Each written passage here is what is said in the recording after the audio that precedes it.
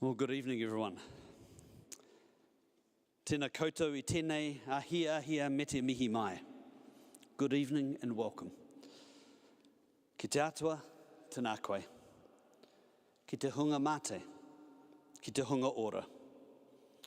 Nā whānau hapu iwi, o te whanganui tā tāra, tēnā koutou. To Dean Katie, to George, and whānau of te whare karakia nui o pa ora tapu o te whanganui a tāra, tēnā koutou. To representatives of the Anglican churches, Tahahi Weteriana, the Methodist Church, and the Presbyterian Church of Aotearoa, New Zealand, tēnā koutou. To Emeritus Professor Jonathan Boston, tēnā koe. To John Kleinsman, the Director of the Nathaniel Centre, which is the New Zealand Catholic Bioethics Centre, tēnā koe. To you, our guests, and to all those who might be joining us on live stream, tēnā koutou. And to members of the InterChurch Bioethics Council, past and present, tēnā koutou. Ko Graham O'Brien, taka wingoa. Ko Manita e te wharanui karakia o Whakatū, commonly called Nelson Cathedral. Tēnā koutou, tēnā koutou, tēnā koutou katoa. In 1999, I was in the third year of my postdoctoral research fellowship in the School of Biological Sciences at Auckland University. I was working in the molecular biology lab, the molecular virology lab, run by Professor Dick Bellamy, who some of you may know, trying to express the rotavirus coat protein in plants with the view to an edible vaccine, which was a trendy topic back then. Then one day, Professor Bellamy came into the lab and told me that we have to stop experiments for 2 weeks because the New Zealand government had begun a moratorium on genetic modification and had launched a Royal Commission on genetic modification, which involved extensive public consultation to determine attitudes on these issues and to also determine public policy or government policy. Thankfully for my research, the 2-week break was so that we could provide evidence of proper containment facilities for the genetically engineered glow-in-the-dark tobacco plants. And it was always a bit of a joke that I wasn't researching, smoke your way to a vaccine. In 2001, the landmark Royal Commission report was released by Judge Thomas Eichelbaum. To this day, New Zealand still has a moratorium on the release of genetically modified organisms. But 22 years later, this issue has again gained interest in our New Zealand election in a week's time, with the National Party suggesting it is now time to revisit this moratorium. In response to the Royal Commission, in the year 2000, the Anglican, Methodist and Presbyterian churches worked together to form the InterChurch Commission on Genetic Engineering. The work of the InterChurch Commission was to hold consultation around the country on Christian perspectives on genetic modification, leading to a written submission to the Royal Commission.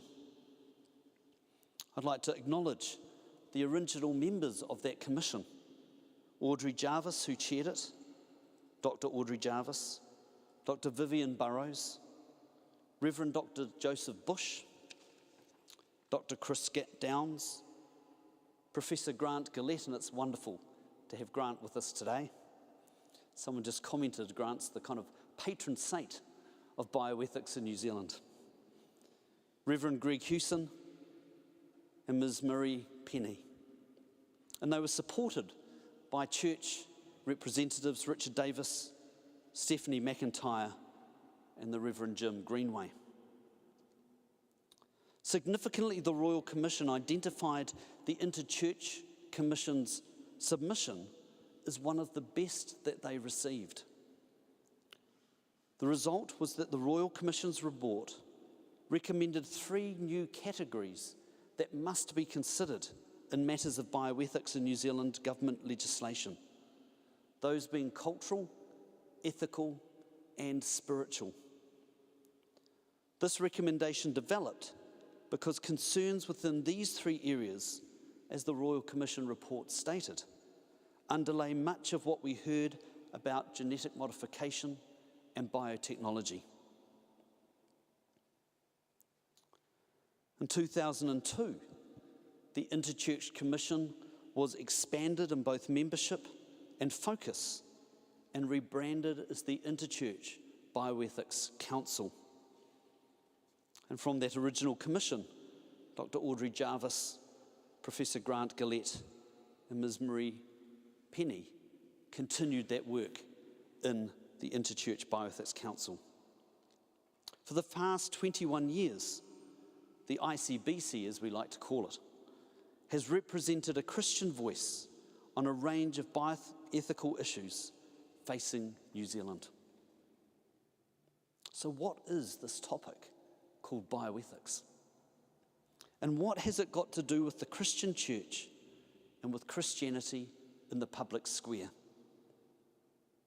Bioethics is an interdisciplinary category of ethics that provides a framework for policy and decision-making with regard to scientific research and resulting technologies, including future consequences, legal, political, commercial, theological, and social aspects.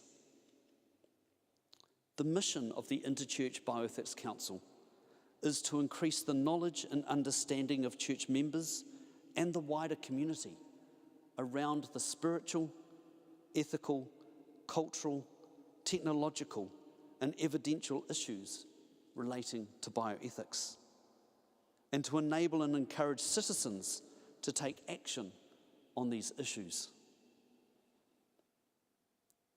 And joining Audrey Jarvis, Grant Gillett, and Marie Penny on that original InterChurch Bioethics Council was myself, Deborah Stevens, and Dr. Barbara Petty.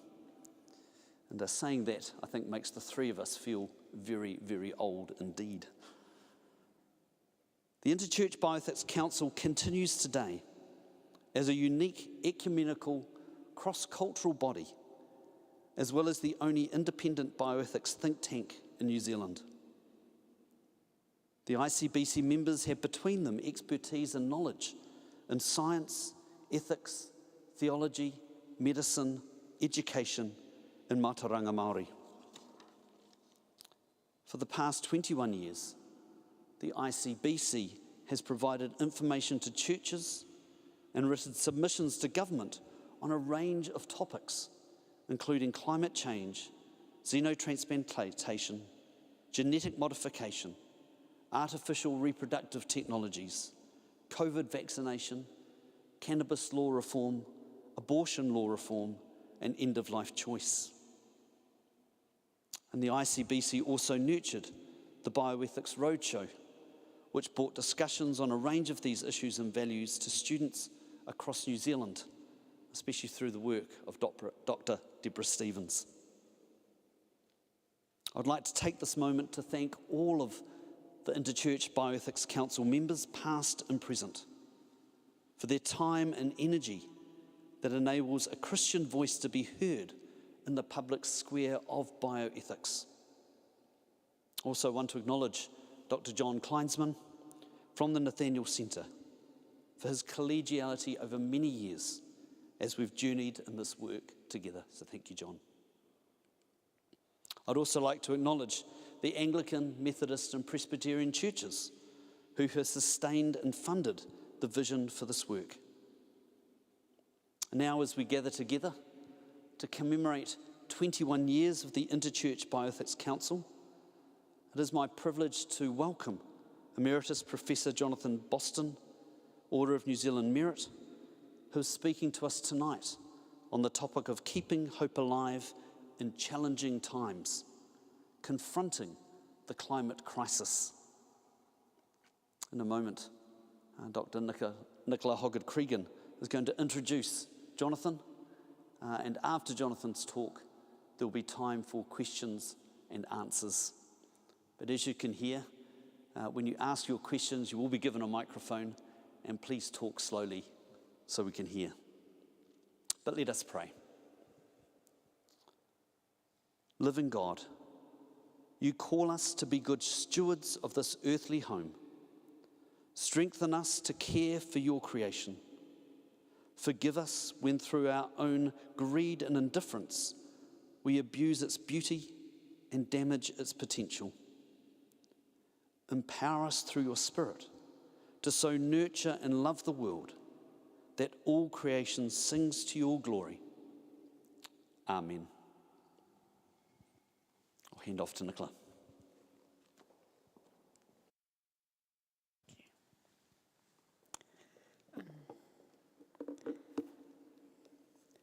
Oops. Sorry. We're very honoured to have you here. Thank you so much for coming, Jonathan. I'll give a very brief introduction, as most of you know Jonathan very well. Jonathan Boston is an Emeritus Professor of Public Policy in the School of Government at Victoria University of Wellington. He has many current research interests and occupations, but the most important one is climate mitigation and adaptation. He has served at various times as the Director of the Institute of Policy Studies and Director of the Institute for Governance and Policy Studies at Victoria.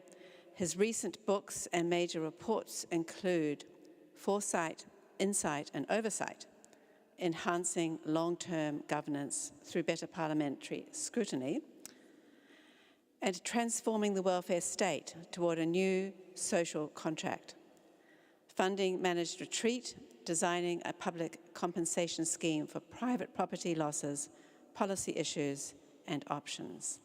So please join me in welcoming Jonathan.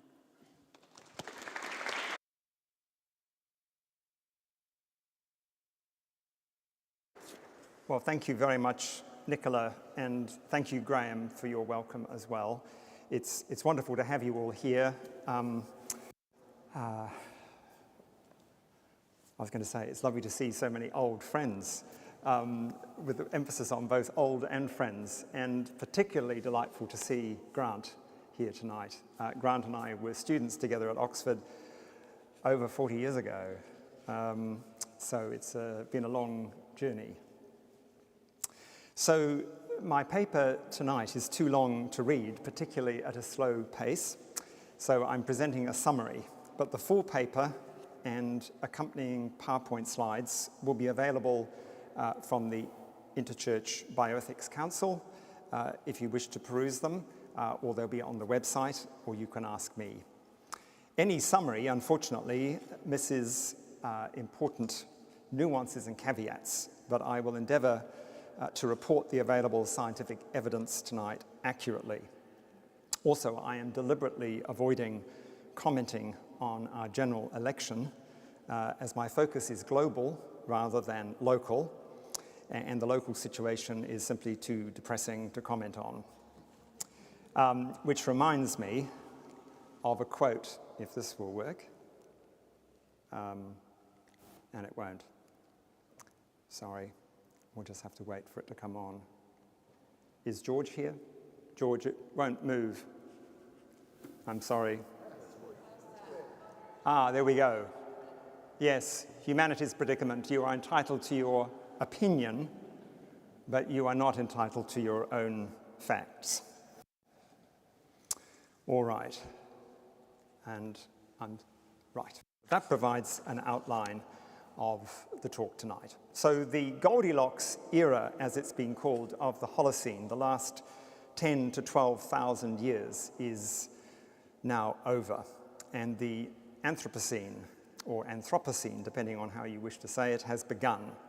Humanity's interference with the planet's climate system means that several critical tipping points in the Earth system could be crossed by mid-century, with accelerated warming and ever more widespread, serious and irreversible impacts. Recent extreme weather events here in Aotearoa, New Zealand and elsewhere highlight the enormous challenges that lie ahead. Of course, extreme weather events have occurred for millions of years. What's going on here? I'm sorry, we need to go back. Yes. But there is robust scientific evidence that human-induced climate change is exacerbating these events. Moreover, the overall impacts of climate change will continue to worsen, including extensive damage to private property, public infrastructure and livelihoods, and the natural environment.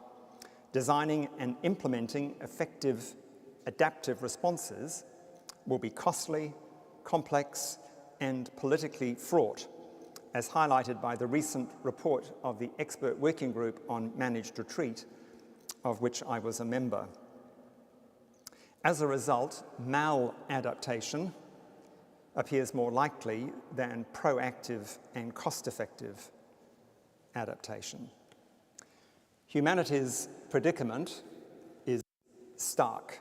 To quote the Secretary General of the United Nations, Antonio Guterres, last year, half of humanity is in the danger zone from floods, droughts, extreme storms, and wildfires. No nation is immune. Yet we continue to feed our fossil fuel addiction. We have a choice: collective action or collective suicide. More recently, Todd Muller, the former National Party leader, lamented in his valedictory speech in Parliament on the 23rd of August, "The world will overshoot 2 degrees by some measure. New Zealand will bear significant costs due to the impacts of climate change. These impacts on our coastal and stretched infrastructure will dwarf the medium-term challenges and costs of emission reductions." He went on to say, "As we sit here today, we cannot meet the gaze of our youth on climate action, and that should not sit easy with us." Todd Muller's reflections are honest and realistic. Globally, the decarbonisation of our transport and power energy systems has barely begun, and the projected speed of mitigation is far too slow, as revealed by the recent UN stocktake, showing the gap between governments' pledges and what is required. And the gap is between what is in red and what is needed by 2030 to have a realistic chance of avoiding more than 1.5 degrees of warming. And I'm sorry, this is not very clear, but basically humanity is exhausting the remaining global carbon budget, which is consistent with a 50% chance of avoiding more than 1.5 degrees Celsius of warming above pre-industrial levels. Barely 10 years remain at current levels of greenhouse gas emissions globally. Tackling anthropogenic climate change will be daunting enough, but compounding the challenge are numerous other ecological issues, above all biodiversity loss, along with multiple non-ecological issues. Collectively, they constitute a polycrisis. As a result, the future looks bleak for many aspects of human well-being and the wider environment. Unsurprisingly, across the globe, people feel helpless, powerless, and without hope. To quote the eco-theologian Timothy Robinson, individuals and communities everywhere are experiencing a loss of solace, an inability to take comfort in the world around them, an inability to imagine a flourishing future for themselves and their ecosystems. The titles of recent books, including various bestsellers, vividly capture the current negativity, pessimism, and angst.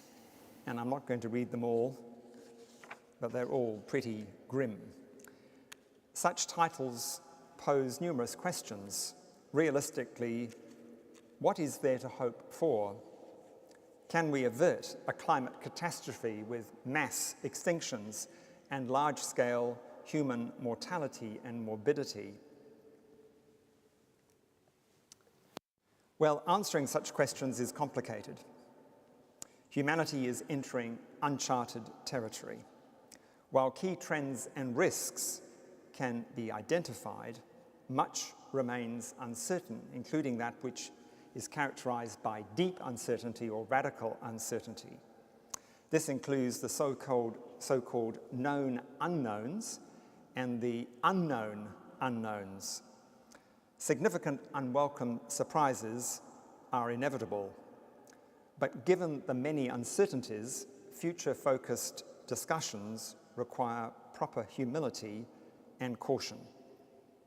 In what follows, I will briefly outline the growing global impacts of climate change, the likely future developments, and the nature of hope.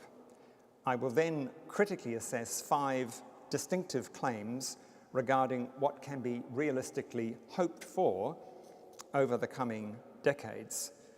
And I will conclude with discussion of some of the challenges of living in darker times where much of what is valuable could be damaged, degraded, or destroyed, and with progressive worsening for multiple generations. Underpinning my analysis is a particular theological standpoint. This assumes the existence of God, a God who created, sustains, and loves the cosmos, but has also bestowed upon creation a degree of freedom to evolve and to become what it will. In response to the growing existential crisis, humanity is called upon to exercise a realistic faith and a prudent and practical realism. And I'm sorry, I don't know quite why the slides are moving on because I'm not pressing them. Can we go back, please? Yes, all right.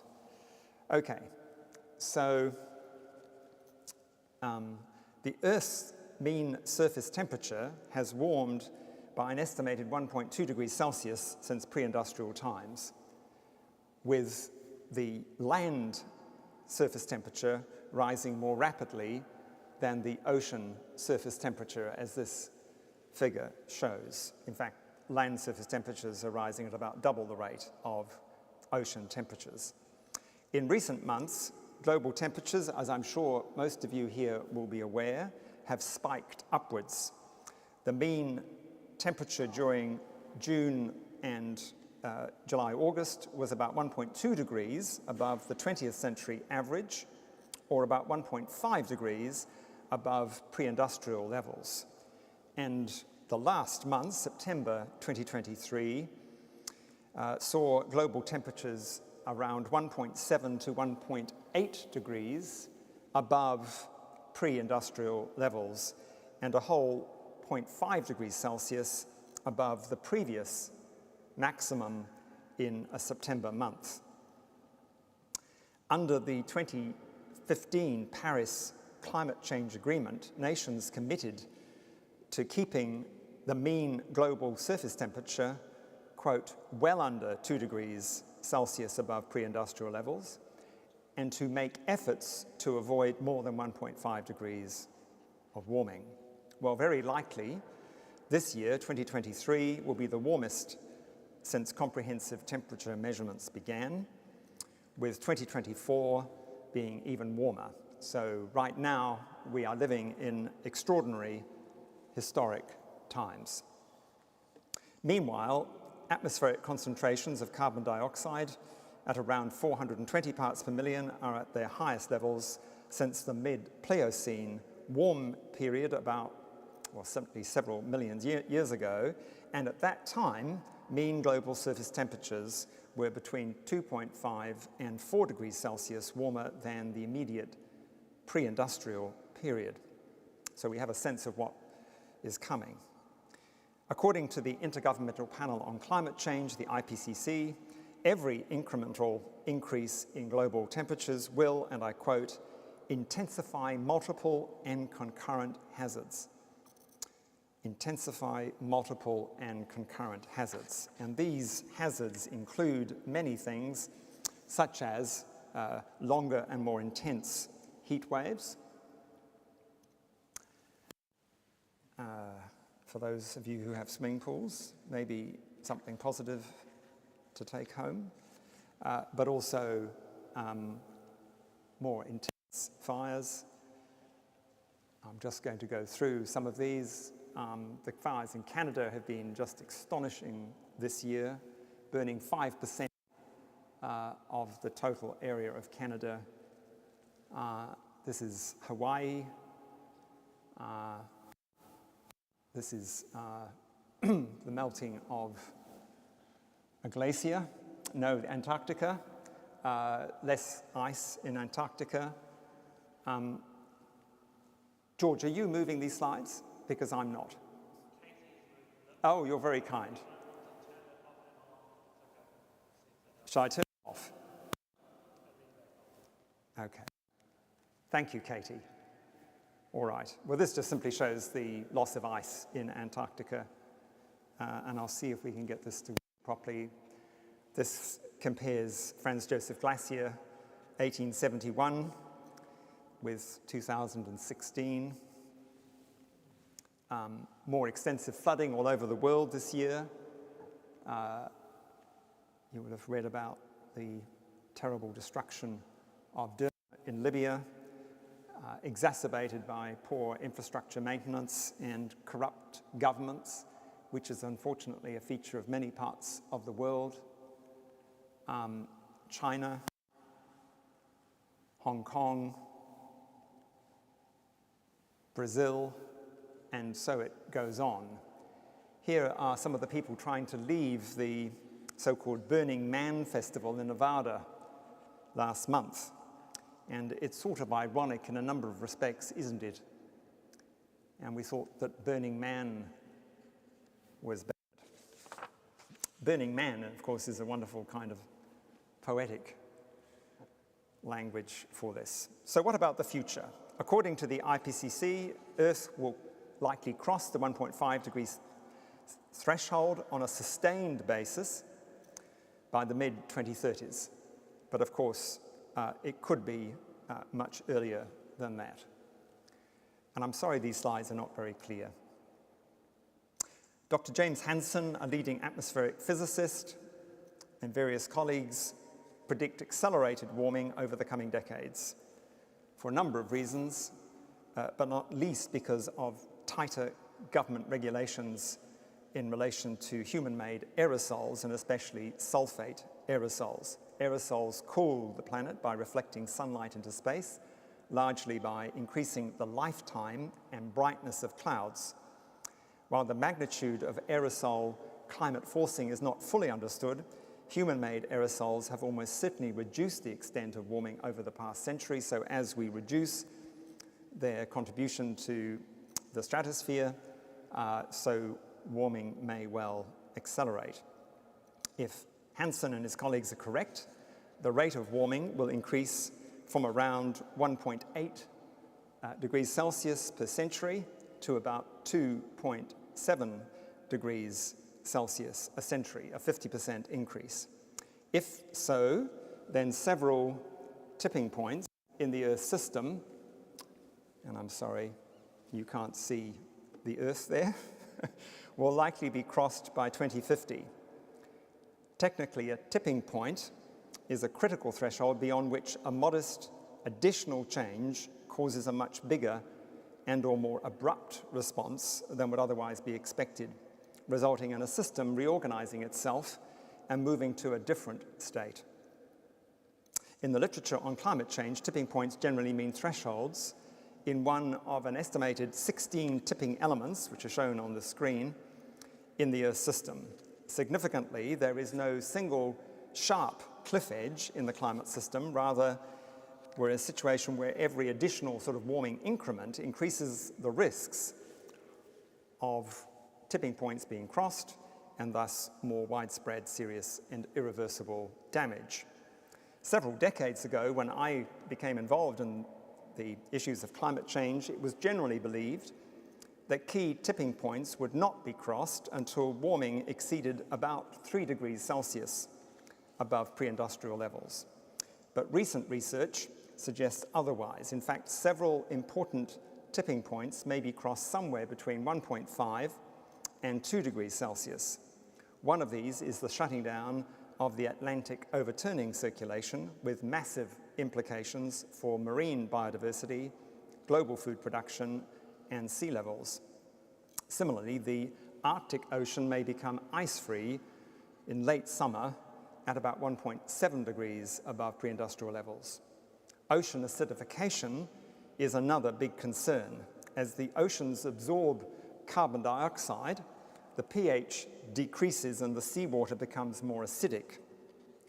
The polar oceans are especially vulnerable as cold water absorbs more carbon dioxide than warm water. The acidity of seawater has increased about 30% over recent centuries, roughly 10 times faster than at any stage in 55 million years. As acidity increases, the shells and skeletons of marine organisms made from calcium carbonate begin to dissolve.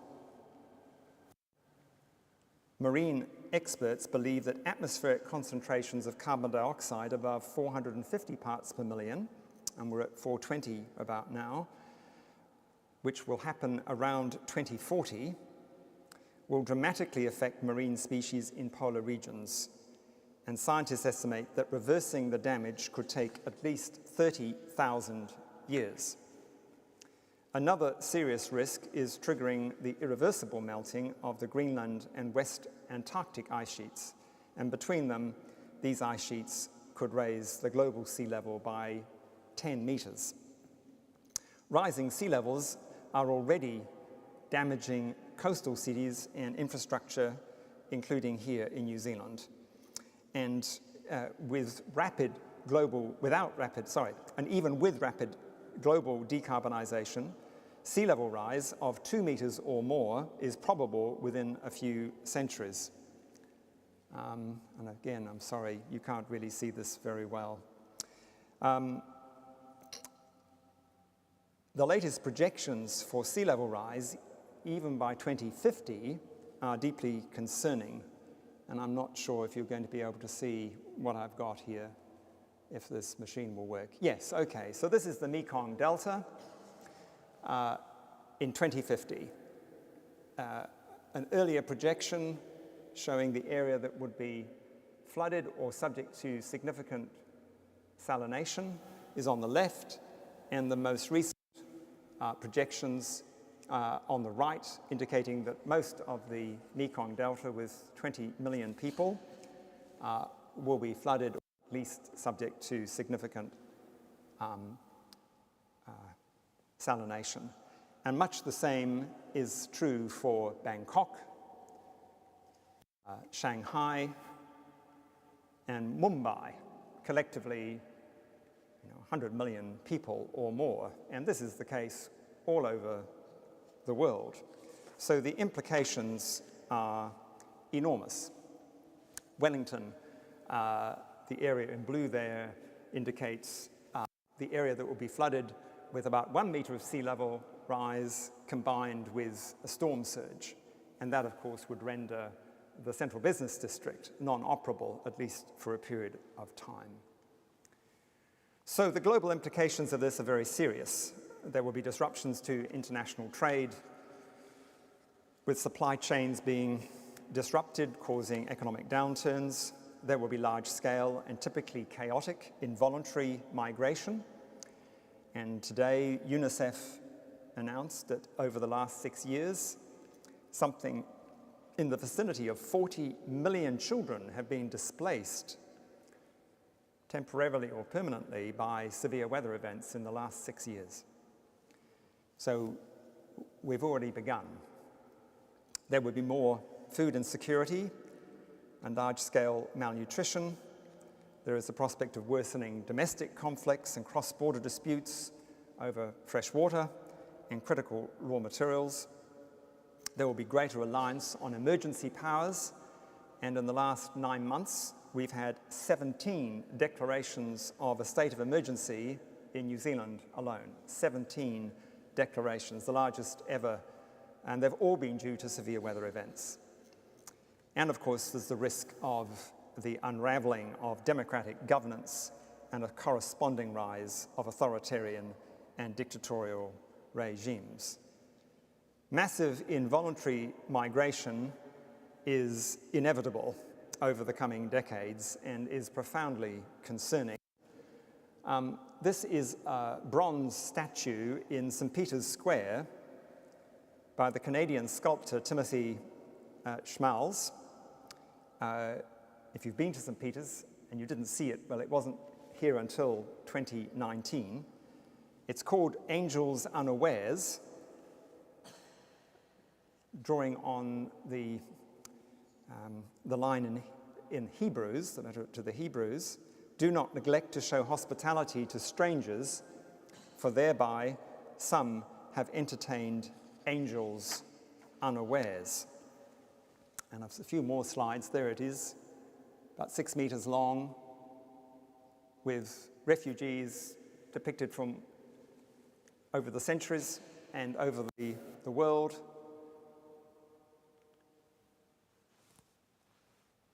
There's the Pope Francis and the children. And when you see these sorts of pictures, you naturally are moved to ask, well, what is the nature of hope and what can we realistically hope for? Well, much has been written on the topic of hope, including in major religious texts such as the Hebrew Scriptures and the New Testament. For now, just a few brief comments must suffice. Arguably, hope refers to an expectation, wish, longing, or yearning for a positive or desirable outcome. To quote the great medieval theologian Thomas Aquinas, he said, "Hope is the desire for a future, difficult yet possible good." For a future, difficult yet possible good. From this perspective, then, hope is different from optimism. Whereas optimism assumes that everything will work out all right, hope makes no similar assumption. Instead, it rests on a conviction, notwithstanding adversity, suffering, or anguish, that there is ultimate meaning or purpose. Václav Havel, the former Czech dissident poet and president, put it like this. He said, "Hope is not the conviction that something will turn out well, but the certainty that something makes sense, regardless of how it turns out." As such, being hopeful can be readily contrasted with hopelessness, despair, or losing heart.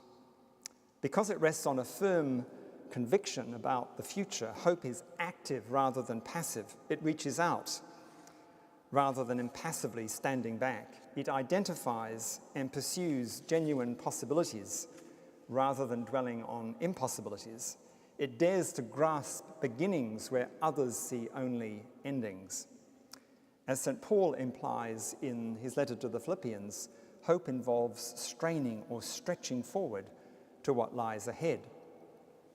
Within the Christian tradition, as I'm sure many of you will be aware, hope has often been regarded as both a virtue and a divine gift. Drawing upon various New Testament passages, including St. Paul's letter to the Corinthians, first letter to the Corinthians, Thomas Aquinas argued that hope is one of the three theological virtues, the others being faith and love. Hope from this perspective is a spur for moral action. It leads and directs a person's will towards that which is good, with the ultimate good, of course, being the transcendent creator of all things, namely God. But hope can also be viewed as a gift, and like other gifts, it can be nurtured or rejected. To quote Krista Tippett, hope is a muscle, a practice, a choice that actually propels new realities into being. And it's a muscle that can be strengthened. It is not the same as idealism or optimism. This kind of hope has nothing to do with wishful thinking. Well, of course, people base their hopes on many things.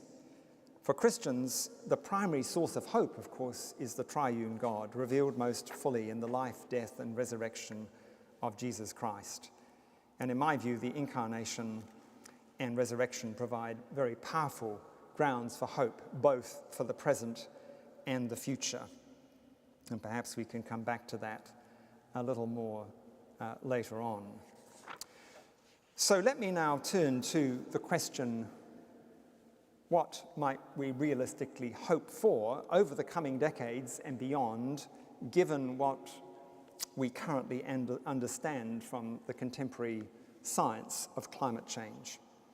And I'm going to outline 5 perspectives and offer some quick reflections on each one.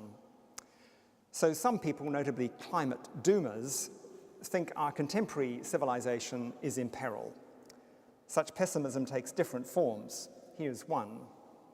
Earth's life support systems are on an irreversible path to destabilization and eventual collapse. Preventing this outcome is now too late. Important tipping points have either been crossed already or will soon be crossed. Once this happens, a protracted tipping cascade will ensue.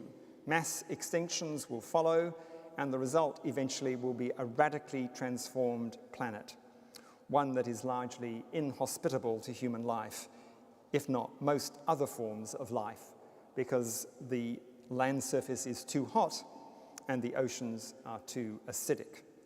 Compounding matters, humanity's response over the coming decades to the impending tipping collapse will witness increased armed conflict, despotic regimes, and protracted economic crises, thus preventing coordinated and effective global responses to the unfolding ecological disaster. Well, how realistic is that grim scenario? 2 quick responses must suffice. First, while a tipping cascade with profoundly damaging biophysical and social impacts cannot be ruled out, it is not yet inevitable in the view of leading scientists. Second, while it may well be too late to stop some things, it is not too late to prevent others. Not everything is doomed. Not everything of value will inevitably be lost. As the climate scientist and Christian Mike Hulme emphasizes, it is never too late, quote, to do the right thing. That is, to act responsibly, courageously, and compassionately to prevent large-scale harm to the natural world and social life, which is what we all must do, in my view.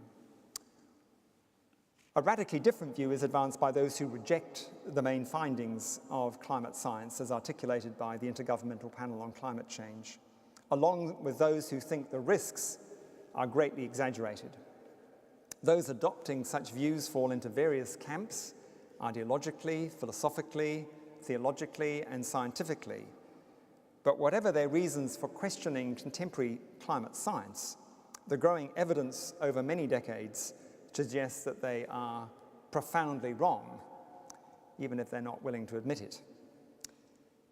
Unfortunately, however, there are enough climate skeptics and deniers in major democracies, most notably the United States, to make rapid global decarbonization much harder than would otherwise be the case.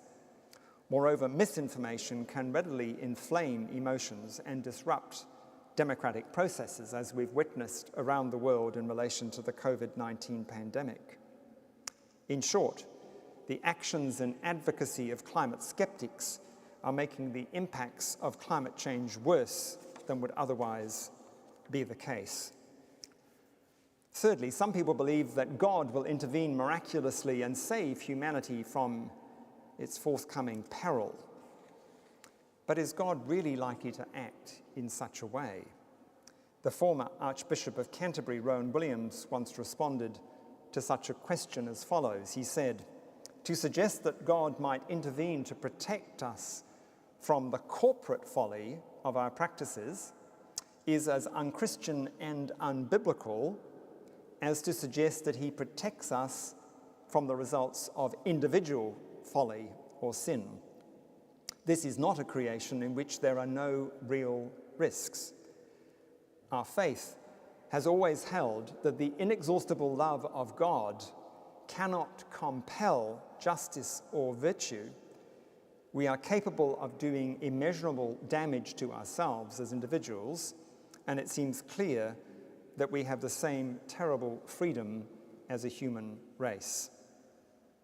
Accordingly, there is a real risk of a ruined world, one from which no one will be spared. Nevertheless, to quote Archbishop Williams again, he says, God's faithfulness stands, assuring us that even in the most appalling disaster, love will not let go. In brief then, Archbishop Williams contends that God is unlikely to intervene miraculously in the sense of violating a natural law, for instance by removing large quantities of carbon dioxide from the Earth's atmosphere. But presumably this does not rule out non-miraculous interventions, whether perhaps at the quantum level, if that's possible, or through efforts to influence our mental processes, imaginations, and intuitions. And in this regard, it would be consistent with most Christian traditions to envisage that God will be acting providentially in our current climate emergency to do various things, such as stirring consciences, enlightening intuitions, and prompting the exercise of ecological concern, instilling hope and faith, inspiring innovative scientific and technical ideas to solve problems, providing wisdom to political, business, and civic leaders, and prompting specific individuals, perhaps among you, to undertake vital societal roles or encourage others to do so. The fourth approach is founded on the hope that humanity can invent, innovate, and engineer its way out of the current climate emergency. It reflects the proverb, necessity is the mother of invention. It is brilliantly captured by David Wallace Wells in his book, The Uninhabitable Earth, when he says, "We found a way to engineer devastation, and we can find a way to engineer our way out." Well, techno-optimism like that takes numerous forms. Some of the claims are very bold, others are more modest and circumspect. But in brief, techno-optimists have advanced multiple ways through which solutions to the unfolding climate crisis might be, quote, engineered or perhaps geo-engineered. And I will be brief in my discussion here, but they would include the development and large-scale deployment of various technologies to remove carbon dioxide from the atmosphere, such as carbon capture and storage, direct air capture, and so forth. Significant improvements in renewable energy technologies, and perhaps the large-scale development of nuclear fusion, and the implementation of solar geoengineering, or solar radiation management, as it's variously called, to reduce the planet's temperature, such as the use of marine cloud brightening, the placement of reflective mirrors in space, and what's called stratospheric aerosol injections. That's where you inject large quantities of sulfur into the stratosphere. Unquestionably, humanity possesses a remarkable capacity for scientific and technological progress, but ensuring adequate political and institutional control of what is invented and deployed is more problematic. While humanity may seek godlike powers, it lacks godlike wisdom. In short, there is a disturbing mismatch between our technical prowess and our ability to exercise good judgment and moral responsibility. From this perspective, therefore, the fundamental problem is not so much designing effective technical solutions, rather, it is applying these solutions with moral responsibility and imagination. And many Christians over the last few decades have written on this subject, and I quote some of them in my paper. So this takes us to the final source of hope, namely that the climate crisis might prompt a profound societal transformation with significant changes in values, behaviours and lifestyles. These in turn, it is argued, may generate a self-reinforcing feedback in our socio-cultural systems and related politico-economic regimes. Cumulatively, these will greatly ameliorate the climate crisis, it is argued, and enable genuine ecological sustainability. Well, there are many versions of this hoped for societal transformation. There are those who argue from a degrowth or post-growth perspective. There are others who see the emergence of new social movements, whether on the part of Indigenous peoples, young people, faith communities, pan-national groups and so on, that will facilitate radical change. And of course, within the Christian tradition, there are expectations in some quarters of a major spiritual awakening, a faith-based renaissance, and or an ecological reformation, as opposed to the previous reformation. But there are grounds, in my view, to question whether positive self-reinforcing societal feedbacks will occur and thus radically alter the trajectory of anthropogenic climate change. And in fact, it seems to me that negative societal feedback mechanisms are more likely. For instance, as I've mentioned, severe climate-related impacts are likely to increase involuntary cross-border migration, thereby triggering heightened ethnic and religious tensions, along with other kinds of out-group antagonism. Fears of being overwhelmed by refugees will also strengthen nationalistic and populist political parties, if not anti-democratic and illiberal social movements. And my fear in this context is that we will see the use of significant military force to prevent the movement of refugees and some really terrible human suffering. So I guess that while there is much moral virtue, there is also much vice. And the events that climate change is likely to unleash run the risk of accentuating that vice. Well, just some concluding thoughts to a rather probably depressing list of problems. Living hopefully, faithfully, and courageously in challenging times requires, in my view, a robust and secure theology, one that is sufficient to cope with death and destruction, one that prevents people from being overwhelmed or paralyzed by fear and foreboding. Any such theology, in my view, must be grounded in the incarnation, cross, and resurrection of Christ, and the God who suffers with us in our suffering. Next, we must face the uncomfortable facts of our ecological crises and do so with open eyes and ears and responsive hearts and minds. The sheer gravity of the situation must be grasped, however painful and disturbing it might be. Willful blindness is no moral option. Equally, we need genuine confession, lament, and repentance. As Pope Francis has bemoaned, humanity has failed to care for our common home, as he's emphasized again in his most recent apostolic exhortation issued just in the last 48 hours. It's plain that our ecological responsibilities as human beings have been neglected. And as a result, much of what is treasured will be lost.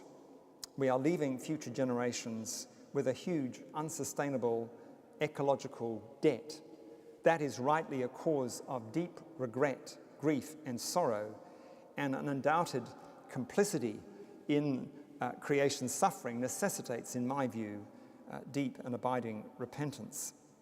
In practical terms, urgent responses are needed at multiple levels: individual, whānau, community, iwi, hapu, nation, international. And of course, many different kinds of responses, both large and small.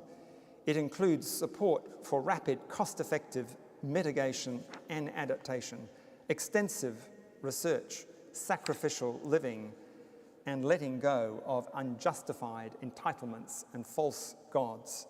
It means using our imaginations to anticipate and prepare for the future, encourage resilience, build social capital, and mitigate risk. It means pursuing peace and justice, as well as ecological sustainability.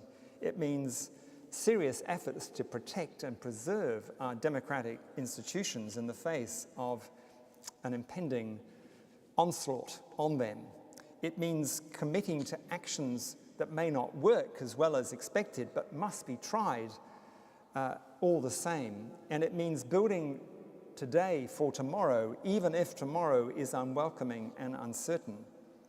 It also means being willing to stand resolutely and compassionately with those who are especially afflicted, whether globally or locally, whether Indigenous peoples or recent involuntary migrants. Standing with, in the words of the Czech philosopher Jan Pataka, I think it is, where he talked about the solidarity of the shaken, the solidarity of the shaken. And lastly, of course, we must seek to nourish hope. This is best achieved in and through communities.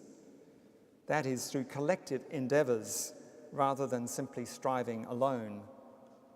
For such reasons, faith communities, in my view, have a vital role to play. But to be effective and durable, such a role must be undergirded by a robust theology and a proper respect for the findings of the biophysical sciences. Equally, the hope which is nourished must be a realistic hope, not a false or naive hope. It must also be a hope big enough to accommodate all our fears, questions, anxieties, and bewilderment, and a hope that expands our imaginations and our willingness to face truly daunting and unprecedented challenges. Well, thank you for your attention. I'm sorry that took a little bit longer than expected, but the slides were slightly, notwithstanding your very good efforts, slightly difficult to manage, I'm sorry. All right, so I think we have a few minutes for questions, Graham, is that right?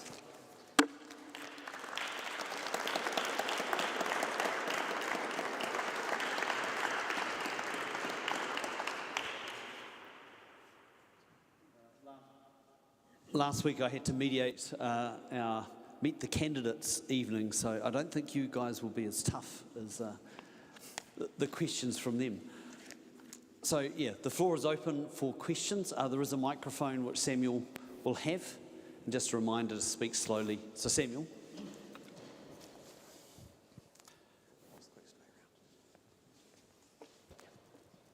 So we've got first question over here, and then we'll come back to you. So just here. So thank you, Jonathan, for bringing hope to a long list of depressing facts. So you listed that humanity has been through difficult times before, through the Black Death, through the Great Depression, through world wars.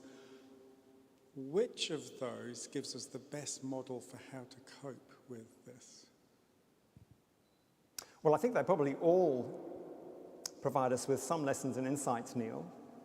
But I also think we need to recognize that we are in unprecedented circumstances for a number of reasons. First of all, we have a much better understanding than, for example, the people at the Black Death did about what we're doing wrong and how we can put it right. And we have the means to do so in a way that the people of the Black Death had very limited capability. They could stop people coming into their village or town, but they didn't have capacity to provide healing and proper health care. And moreover, we have to reckon with the fact that things are going to get progressively worse. That is inevitable. And so people have to become accustomed to things that are not going to get better. So when politicians promise, the future is golden or whatever, well, they're wrong.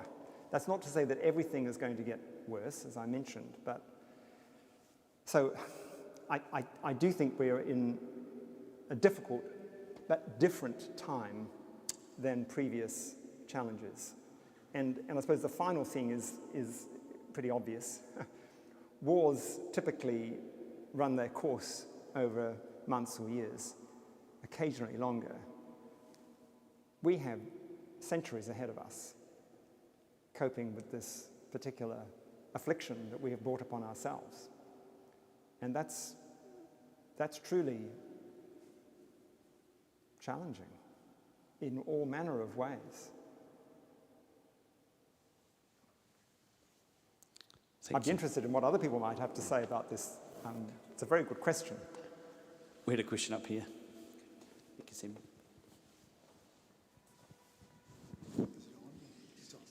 Thanks, Jonathan. Can you expand on how we might nourish hope? What are the ways or the mechanisms that we might be able to nourish hope, given that we live in an era of misinformation, the internet, which isn't going to go away? So many things that mitigate that. How might we go about encouraging hope? So I think this has to be done in different contexts and probably using somewhat different framings and language. Within faith communities, like a Christian community, obviously we can nourish our hope through the Gospels and through our theology and through reflecting deeply on the nature of God's involvement with creation, issues of providence, issues of theodicy, and so on. And I think there's tremendous resources in the Hebrew Scriptures and the New Testament for us as Christians to wrestle with challenging times. I mean, after all, the people then lived in many respects in challenging times. You had an empire, you had conflicts, you had brutality, you had slavery, etc. So when it comes to speaking, hopefully, if you like, into the public domain, into the public square through social media, obviously the language of theology, at least in a country like New Zealand, is not going to resonate with lots of people. You put God in the title of a talk and nobody will come. I'm sorry. That happened on Wednesday when Professor Ernst Conradi spoke in Loaves and Fishes, and there was God in the title, and other than those who had to be there, 8 people came, and Mary and I were 2 of those. So I think there's a serious question about how best to speak into the wider public domain, and I'd be very happy to have a decent conversation with people about how you think that can best be done. I've tried over the 20 years or so that I've been involved in these debates to offer various responses to this sort of question, and I'm not sure that I've done very well. Because I don't want to simply say technology will save us, or there will be these positive self-reinforcing socio-cultural renaissances or whatever. But at the same time, I want to emphasize that we have some agency and some responsibility, and that we can at least try and avoid things getting far worse than they might otherwise be. But I don't think it's realistic to start saying, we're going to solve the problem. We're not. We're going to have to, at best, ameliorate aspects of the problem. And this is a difficult thing to communicate with people. People don't like to hear bad news, typically, which, amongst other things, is why we have an election campaign, which is essentially refusing to take some very serious things seriously.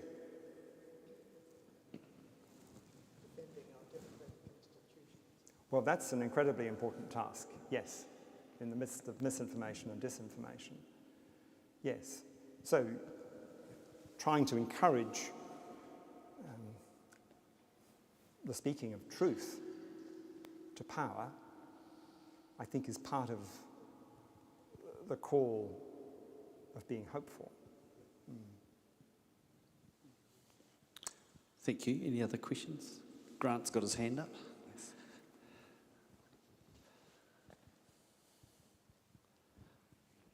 We all share a New Testament faith, but remember our scriptures have an Old Testament, and some of the Old Testament is pretty hard to live with. We used to going to McDonald's if we don't like Burger King.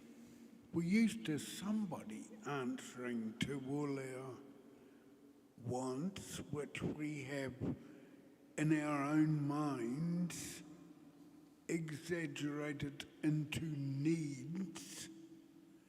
But the Old Testament will not tolerate that. And the New Testament will not either, even though the way forwards in the New Testament is surrounded by and saturated in love for other human beings. In no wise does it do away with the guilt that ought to serve as a spur to changing oneself. Jesus did not say to the woman caught in adultery, everything's fine. Get on with a good life. He said, go and sin no more. Is anybody left to continue? I won't either. But underneath the message of love and acceptance and surround and support was the underlying invocation to change your ways. Even though that may be painful and unpleasant to think about. Change your ways. Well, absolutely, Grant. We have to live differently. We have to do things differently. We have to secure globally our energy from sources other than fossil fuels, and we have to use carbon capture and storage to the extent that we can wherever the use of fossil fuels is sort of unavoidable. So we do, I completely agree, we have to change our ways. The problem is how to persuade people in a democracy like New Zealand or internationally to do so in the context of huge inequality nationally and globally, in the context of geopolitical divisions of a profound nature, in the context of autocratic and despotic regimes, and so on. So I agree with you, but I just think it's very easy. That's all. Repentance was never easy. No. Some people even need to have a stroke to get over a bit of their chutzpah. Are there any more questions?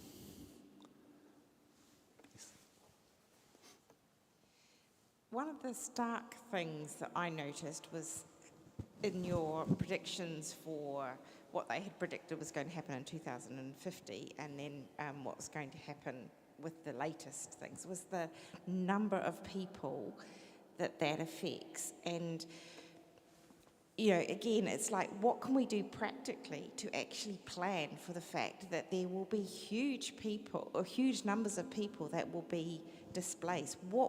What do we need to do in order to think, actually, this is coming and we need to start doing stuff now? It's a very good question. And I think we would need weeks, if not months, to work that one through. But just a few quick comments. I had the privilege of talking to a group of senior public servants from Vietnam a few months ago, and we talked about this very issue. They know what's coming. They know that their country is extremely vulnerable to sea level rise, more severe storms, more severe droughts, and so on. And so we spent quite a lot of time talking about what it is that they are trying to do, but they realize that, you know, this is kind of incredibly challenging. Within a country of 80 million people, maybe 30 million will be at risk or displaced over the coming decades. We don't know precisely when, but that's an enormous, enormous challenge. And moreover, they're going to lose their principal areas of agriculture, particularly for rice, which will have global consequences because they're a rice exporter. And the same thing's going to happen all over Asia. So that's sort of one thought. Just another thought that comes to mind, and I know this is a little bit grim, but we had a visiting philosopher from Oxford University at Victoria University a few weeks ago, and I chaired a lunchtime, it was a morning roundtable discussion for him. It was on the subject of trust. Now, he happened to have spent 5 years in the Royal Marines, and at about the time he was here, there were quite a few stories about refugees crossing the English Channel. So I asked him, as someone who'd served in the Royal Marines, I said to him, and he's a philosopher focusing particularly on ethics, I said, do you think if the British government ordered the British Navy to fire on the boats carrying refugees, whether that order would be carried out?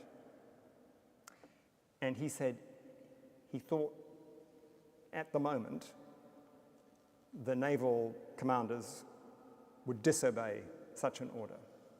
And then I said, imagine in 30 or 40 years' time, we have tens, hundreds of millions of people on the move. And you've not just got a few boats going every day, but masses of boats with masses of people. What then?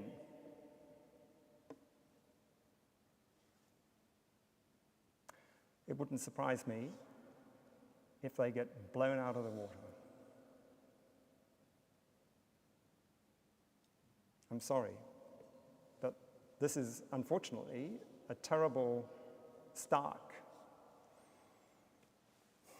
scenario that we can't ignore.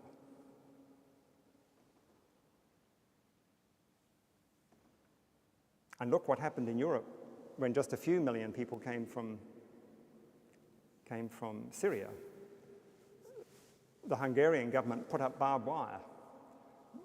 It allowed trains to go through to Germany. Germany took 1 million. Sweden took, was it 500,000? But many countries refused to take anyone.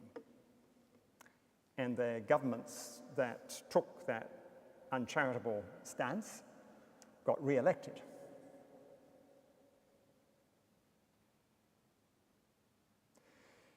So, you know, I think we have to face some extraordinarily difficult issues as we cope with what is coming at us from the future. And if you don't mind me saying, many of you are going to be very fortunate because you will be dead. I'm sorry. Exactly.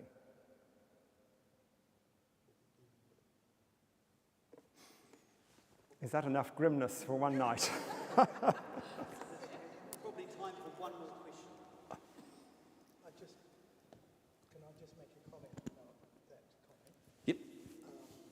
very interesting book, which I recommend. You might have read it, Jonathan. Nomad Sanctuary by Guy Vince, in which he talks about that exact issue and says we have to start planning now. She specifically names New Zealand. She thinks we'll have to take probably 500 million people here, which is going to be a real challenge because there'll be nothing but housing and crops. And most of the world's population is going to have to move to northern Canada and Russia. And we need to start planning that. We need to set up a United Nations agency to start moving people.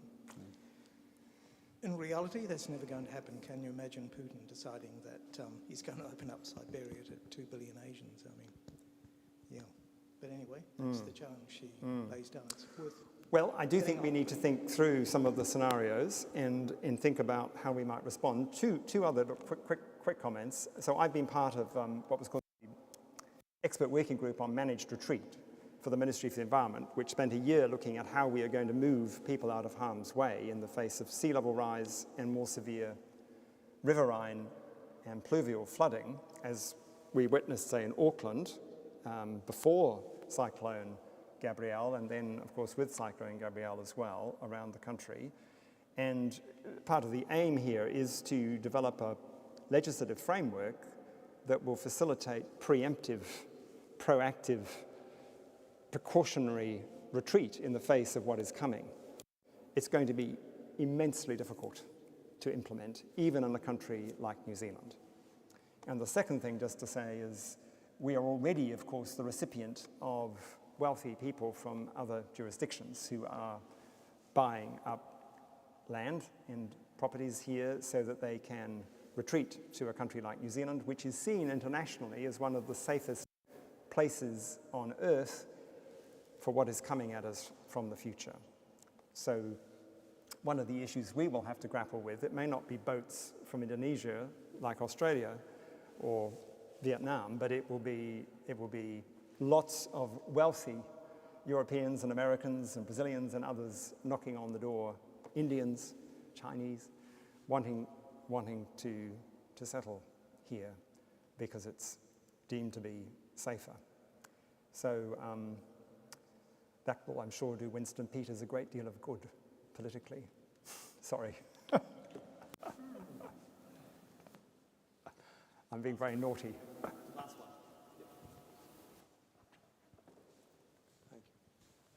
Thank you so much, Jonathan. Do you have ideas on how we might help the government see this crisis in real terms?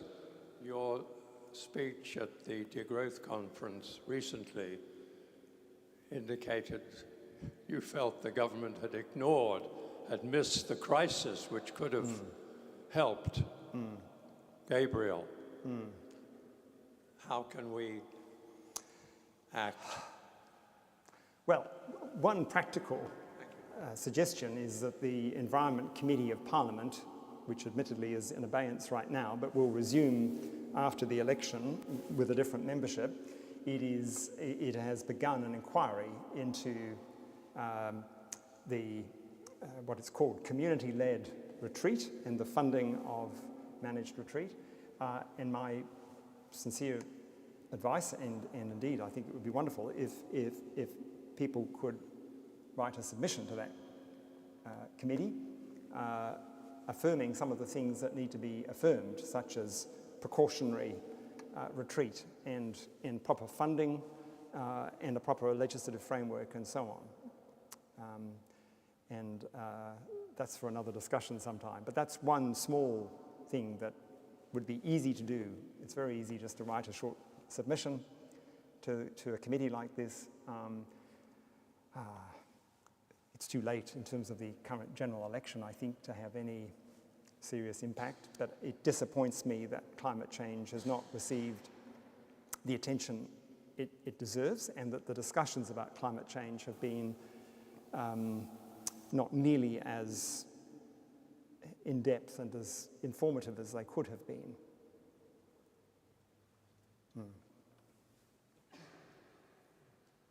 Thank you, everyone. thank you for coming along. Just ask you to put your hands together again to thank Jonathan. Okay. Oh my God. That's this. Thank you. And on behalf, Thank you very much.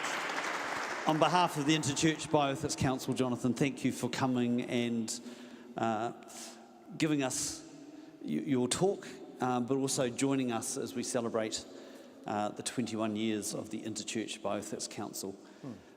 I would like to ask the current and any former members who are here of the InterChurch Bioethics Council to stand and slightly self-serving, if you give them a round of applause, because it's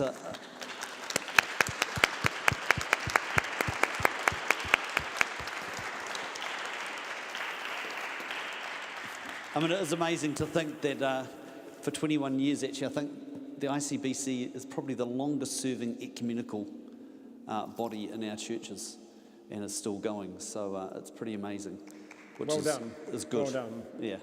Yes. So thank you all.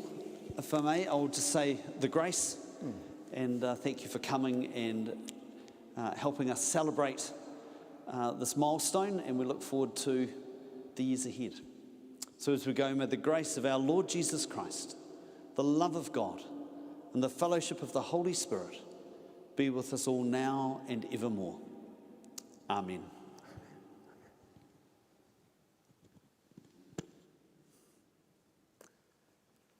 And can I just thank George and Katie for their help with the presentation, and I'm sorry if I was pushing the buttons the wrong way sometimes, Katie.